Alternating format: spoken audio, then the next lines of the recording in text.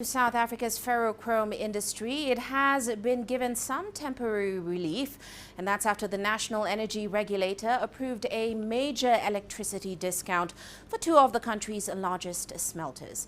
Now, officials there say that move is aimed at protecting thousands of jobs. Here's Sumitra Naidu with more on that. First, it was no electricity. Now there's a surplus. But power has become so expensive that mining and other industrial users are mulling closures. The reason why they needed this price relief, as you would have probably heard, that they also wanted to initiate Section 189 at the time, which obviously meant that there were going to be job losses of about 20,000 people. But the reason is that they also cited that in terms of their production cost, 35 to 45% of their production cost is electricity.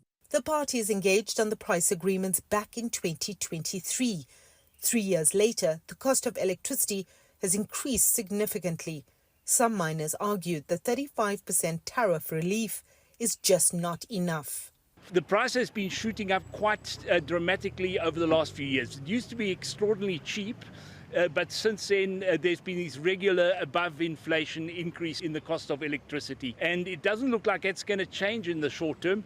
Eskom is basically trying to cover its costs. So we're still going to see this for quite a while. For now, the discounted tariff applies to two major smelters, Samancor and Glencore, while other companies negotiate their own agreements. This one is basically for the two smelters, the Glencore and the Samancor smelters, and it is for 12 months, as we have mentioned. And as I said, that with this task team now having been initiated, looking at broader industry in terms of how not just the two smelters, but how other companies are also assisted. The tariff deal will only be valid for 12 months.